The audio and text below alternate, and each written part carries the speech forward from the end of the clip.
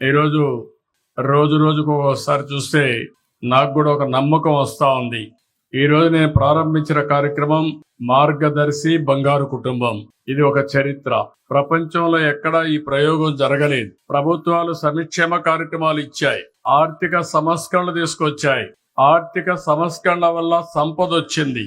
అదే విధంగా మీరు చూస్తే సంక్షేమ కార్యక్రమాల వల్ల కొంతవరకు వెసులుబాటు వచ్చింది. కానీ ఆర్థిక అసమానతలు పెరిగిపోతున్నాయి. ఏదైతే డబ్బులుండే వాళ్లకు డబ్బులు ఎక్కువ వస్తున్నాయి, డబ్బులు లేని వాళ్ళకి జీవన ప్రమాణాలు తగ్గిపోతున్నాయి. అయితే ఈరోజు సమాజం మనకు అన్ని ఇచ్చింది. మీరు 5 మంది మాట్లాడారు. 5 మంది పరిశ్రమలు పెట్టిన వ్యక్తులు మాట్లాడిన మాటలు మీరు వింటే ఈ రోజు రాష్ట్రంలో పేదవాళ్ళందరికీ విజ్ఞప్తి చేస్తున్నాం. పేదరికం అనేది మీరు తెచ్చుకునేది కాదు, కానీ తరతరాలుగా మీరు అక్కడే ఉన్నారు. ఇబ్బందులున్నాయి. ఈ రోజు నేను తీసుకొచ్చే డబ్బులుండే వాళ్ళు కూడా వాళ్ళ జీవితాల్లో ఒక అవకాశం వచ్చింది. మన కళ్ల ముందర ఇండస్ట్రీ పెట్టారు, 100 మందికి ఉద్యోగాలు వస్తున్నాయి, ఆదాయం పెంచుకున్నారు. ఈ రోజు నేను తీసుకొచ్చిన విధానం వాళ్ళ తెలివితేటలు, వాళ్ళకుండే వనరులు ఈ పేదవాళ్ల పైన ఖర్చు పెట్టి మిమ్మల్ని కూడా ఎక్కడికక్కడ మనిషికి కావాల్సింది సరైన సమయంలో సరైన సహకారం. అంబేద్కర్ గారున్నారు, రాజ్యాంగాన్ని రాశాడు, మహానుభావుడు. కానీ ఆయన చిన్నప్పుడు చదువుకోవాలని డబ్బులు లేవు. ఆయన కూడా 12వ సంతానం.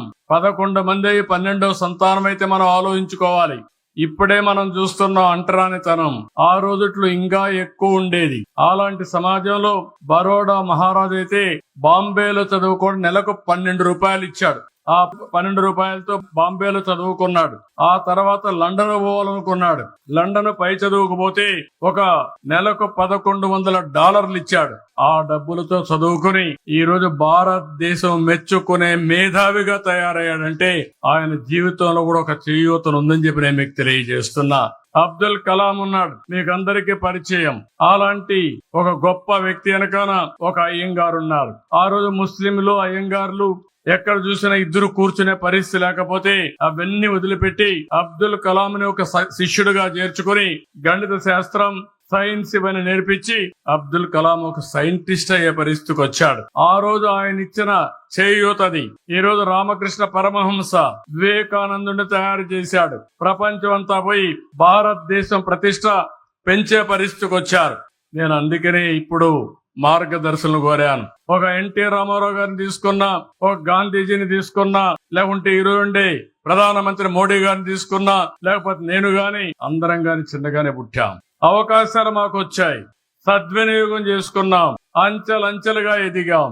ఈ రోజు ప్రపంచంలోనే మోడీ గారైతే ఒక సమర్థుడైన నాయకుడుగా తయారయ్యాడు. ఈ విషయం మీరు గుర్తుపెట్టుకోవాలి. మీ పిల్లలు కూడా అమారిగా పైకి రావాలి, మీ కుటుంబం కూడా అమారిగా పైకి రావాలి. ఇది కూడా సాధ్యం అనే ఉద్దేశంతోనే నేను ఒక వినూత్నమైన కార్యక్రమానికి శ్రీకారం చుట్టాను. ఇది చరిత్ర తిరగరాబోయే కార్యక్రమం. నేను చాలా కార్యక్రమాలు చేశాను. ఈ రాష్ట్రంలో ఎవ్వరికి ఇవ్వంత అవకాశం నాకు ఇచ్చారు. 47 సంవత్సరాలుగా రాజకీయాల్లో ఉన్నా, 8 సార్లు ఎమ్మెల్యే అయ్యాను. దగ్గర ఇప్పటికి మీరు చూస్తే 15 సంవత్సరాలు ముఖ్యమంత్రిగా ఉన్నాను. నా రికార్డు తెలుగు రాష్ట్రాల్లో మళ్ళీ బ్రేక్ చేయాలంటే చాలా సమయం పడుతుంది. కానీ ఈ రోజు నేను అనుకునేది చిరస్థాయిగా చరిత్రలో గుర్తు పెట్టుకునే విధంగా ఈ రోజు ఈ కార్యక్రమాన్ని P4 తీసుకొచ్చాం. జీరో పావర్టీ, పేదవాళ్ళందరికీ సహాయం చేయాలి. అదే సమయంలో ఎవరైతే ధనికులున్నారో, డబ్బులున్నాయో వాళ్ళు కూడా ఒకటే ఆలోచిస్తారు. డబ్బులు సంపాదించడం అవసరం, పేదరికం నుంచి పైకి రావడం అవసరం. ఆ తర్వాత మీకు తృప్తినిచ్చేది మీరు సమాజానికి ఏమిచ్చారో అదే మీకు తృప్తినిస్తుంది. వాళ్ళు కూడా మీరు విన్నారు, మేము ఇన్ని పనులు చేశాం. ఈ రోజు మేము సమాజం కోసం కొన్ని కుటుంబాల్ని దత్తత తీసుకుని వాళ్ళ పైకి తీసుకొచ్చే వరకు కష్టపడతామని మా కుటుంబ సభ్యులతో సమానంగా వారిని పైకి తీసుకొచ్చే బాధ్యత తీసుకుంటామని వారి యొక్క మీటింగ్ లో చెప్పారు. అందుకే నేను వాళ్ళందరికీ అరకు కాఫీ ఇచ్చి శాలువలు కప్పి సన్మానించానంటే నా కోసరం కాదు, అది మీకోసరం అని చెప్పి మరొకసారి విజ్ఞప్తి చేస్తున్నా.